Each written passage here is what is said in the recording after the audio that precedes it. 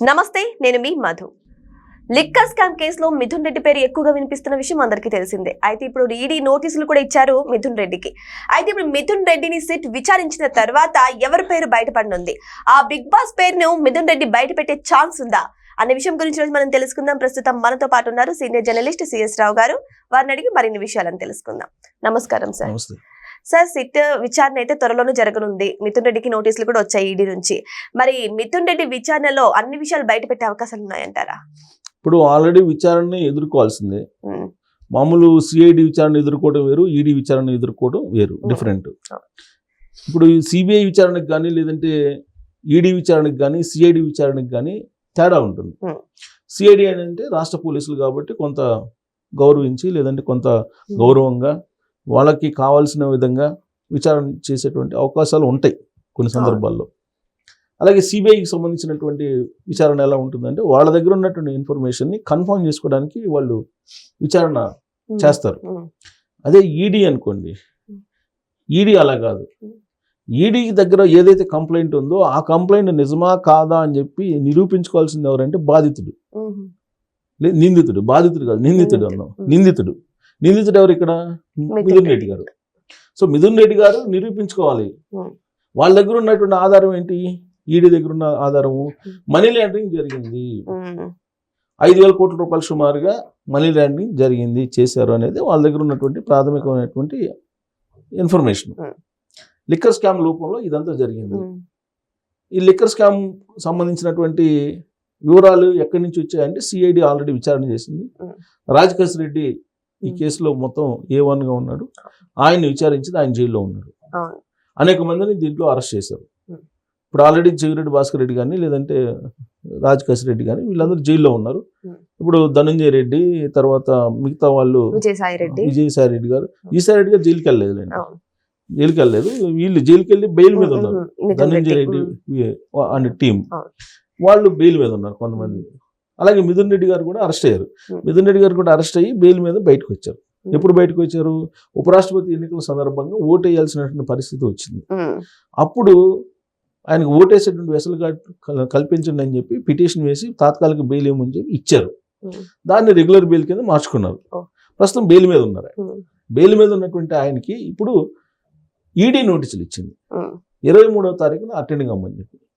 So ED నోటీసులు ఇచ్చింది అని అంటే 23వ తారీఖున విచారణ ఉందంటే ఖచ్చితంగా ఆ విచారణలో కీలకమైనటువంటి అంశాలు బయటకు వచ్చే అవకాశాలు ఉన్నాయి. ఎందుకు నేను అదే చెప్పింది ఫస్ట్లోనే, ఈడీ విచారణకి మిగతా సిబిఐ కానీ సిఐడి విచారణకి చాలా తేడా ఉంది.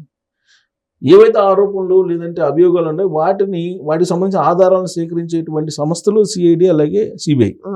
కానీ ఇది ఆరోపణలు ఉన్నాయి, అది తప్ప ఒప్ప నిరూపించుకోవాల్సిన బాధ్యత మిథున్ రెడ్డిది. సో మిథున్ రెడ్డి గారు ఇప్పుడు ఏం చేయాలి? అది తప్పని నిరూపించుకోవాలి.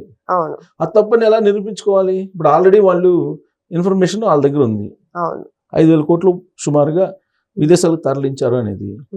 అది తప్పని నిరూపించుకోవాలంటే ఆయన దానికి సంబంధించిన డాక్యుమెంట్స్ ఇవ్వాలి.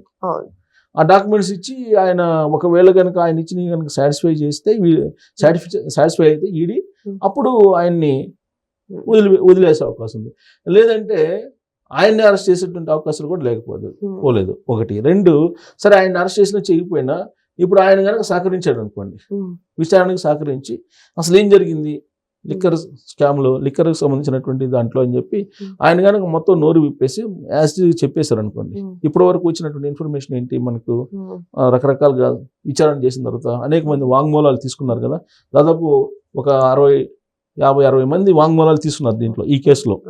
లాస్ట్గా ధనంజయ రెడ్డి దగ్గర నుంచి వాసుదేవ్ రెడ్డి గారు, ఆయన ఏపీ ఎక్సైజ్ సంబంధించి బ్రెవరేజెస్ కార్పొరేషన్ ఎండీగా ఉన్నారు. అప్పుడు ఆయన అప్రూవర్గా మారారని చెప్పి ఆల్మోస్ట్ అప్పుడు సిఐడి వాళ్ళే ఒక రకంగా చెప్పారు అప్రూవర్గా మారారని.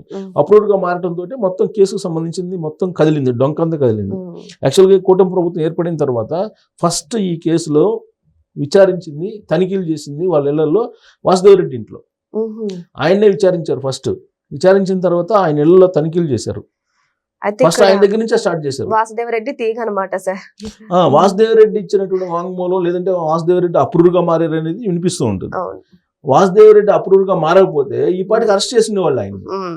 అప్రూవర్గా మారారు కాబట్టి అరెస్ట్ చేయకపోయి ఉండొచ్చు. సో ఆయన మొత్తం వివరాలు ఇచ్చి ఉంటాడు.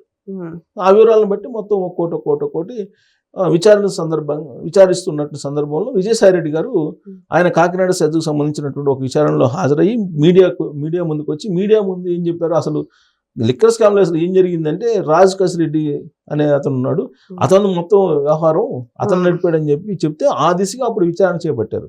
అంటే విజయసాయి రెడ్డి గారు ఇన్ఫర్మేషన్ ఇచ్చారు, వాసుదేవ్ రెడ్డి గారు అప్రూవ్గా మారారు. సో దాంతో విచారణ చాలా వేగవంతమైంది.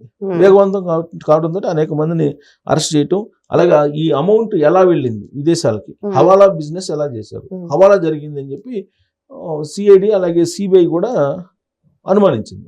సో ఈ హవాలా జరిగిందని సిఐడి దగ్గర ఉంది కాబట్టి సిఐడి ఇన్ఫర్మేషన్ అంతా కూడా ఈడీ దగ్గర ఉంది. సో ఈడీ ఇప్పుడు దాన్ని బేస్ చేసుకుని విచారణ చేస్తుంది. ఇంకోటి ఏంటంటే ఆల్రెడీ పద్మావతి జ్యువెలరీ అని ఇంకొక కంపెనీ కూడా ఉంది. ఈ రెండు కంపెనీల నుంచి వీళ్ళు పెద్ద ఎత్తున ఈ అమౌంట్ తోటి గోల్డ్ కొన్నారు. పద్మావతి జ్యువెలర్స్ ఎవరు సార్? అది ఇక్కడ హైదరాబాద్ బేస్డ్ వైఎస్ఆర్ కాంగ్రెస్ పార్టీ వాళ్ళకి దగ్గరగా ఉండేటువంటి వాళ్ళు. సో అక్కడి నుంచి పెద్ద ఎత్తున గోల్డ్ కొన్నారు అనేది ఇంకొక షాప్ కూడా ఏదో ఉంది, పేరు ఐ థింక్ నాకు కరెక్ట్ గా గుర్తు రావట్లేదు రెండో పేరు. ఈ రెండు జ్యువెలరీ షాపుల నుంచి పెద్ద ఎత్తున వీళ్ళు గోల్డ్ కొని గోల్డ్ని దిగుమతి చేసుకున్నారు అనేది, వేరే దేశాల నుంచి గోల్డ్ తీసుకున్నారు, హవాలా బిజినెస్ చేసి హవాలా ద్వారా డబ్బులు అక్కడ పంపించి గోల్డ్ని అక్కడ తెప్పించుకున్నారు, గోల్డ్ రూపంలో వాళ్ళు దాచుకున్నారు అనేది. ఎందుకంటే ఆ పని ఎందుకు చేశారంటే 500 రూపాయల నోట్లు రద్దు చేస్తారు అనేది అప్పుడప్పుడు తరచూ వినిపిస్తుంది. ఆర్బీఐ కూడా 500 రూపాయల నోట్ల ప్రింట్ని ఆపేసింది. దాంతో ఏ రోజైనా 2000 రూపాయల నోట్లు రద్దు చేసినట్టు 500 రూపాయల నోట్లు కూడా రద్దు చేసే అవకాశం ఉంది. కాబట్టి అవి ఫర్దర్గా ఫ్యూచర్లో ఇబ్బంది రాకుండా వీళ్ళు గోల్డ్ కొని గోల్డ్ స్టాక్ చేశారు అనేది కేవలం ఈ జ్యువెలరీ షాప్స్ నుంచే కాదు, డైరెక్ట్గా బులియన్ మార్కెట్ వాళ్ళ దగ్గరికి వెళ్ళి బులియన్ మార్కెట్ వాళ్ళ దగ్గర కూడా ముంబైలో కొంతమందిని అప్రోచ్ అయ్యారు, ఢిల్లీలో కొంతమందిని అప్రోచ్ అయ్యారు. ఈ బులియన్ మార్కెట్ నడిపే వాళ్ళు ఉంటారు, బంగారం సంబంధించి ప్రపంచ స్వర్ణ సంఘం అనే ఒకటి ఉంటుంది. ఇలాంటి వాళ్ళని కూడా అప్రోచ్ అయ్యేసి పెద్ద ఎత్తున బంగారం కొన్ని కేజీల లెక్కన బంగారం కొనుగోలు చేశారని, ఆ బంగారాన్ని ఇప్పుడు ఈ అమౌంట్ హవాలాతో పంపించిన డబ్బుతో బంగారం తీసుకొచ్చుకున్నారని, ఇవన్నీ అభియోగాలు ఉన్నాయి. సో ఈ అభియోగాలు నిజమా కాదా అనేది నిరూపించుకోవాల్సిన బాధ్యత ఆయన మీద ఉంది.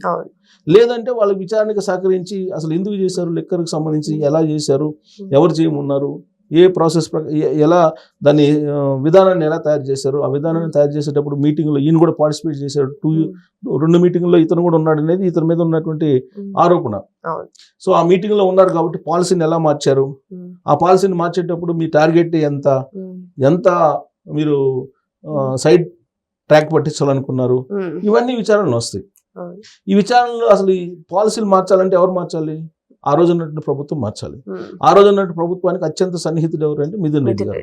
సో కాబట్టి ఎవరు మార్చమన్నారు, ఒకవేళ ఆ రోజు ఉన్నటువంటి పెద్ద ఏమైనా మార్చమన్నారా, అది కనుక ఒకవేళ అవును పెద్ద మార్చమన్నాడు అందుకే మేము మార్చాము మాదేం లేదని చెప్పారు అనుకోండి. ఇప్పుడు మనకి పరకామణి కేసులో కానీ లేదంటే అక్కడ రవికుమార్కి సంబంధించి పరకామణి కేసు, తర్వాత కల్తీ నెయ్యి విషయంలో మాదేం లేదు పయ్యోళ్ళు చెప్తే మేము చేసామని చెప్పిన దాఖలాలు ఉన్నాయి కదా, అదే తరహాలో మిథున్ రెడ్డి గారు కూడా చెప్పారు అనుకోండి, అప్పుడు తాడేపల్లి డోర్ కొట్టే అవకాశం ఉంది ఈడీ.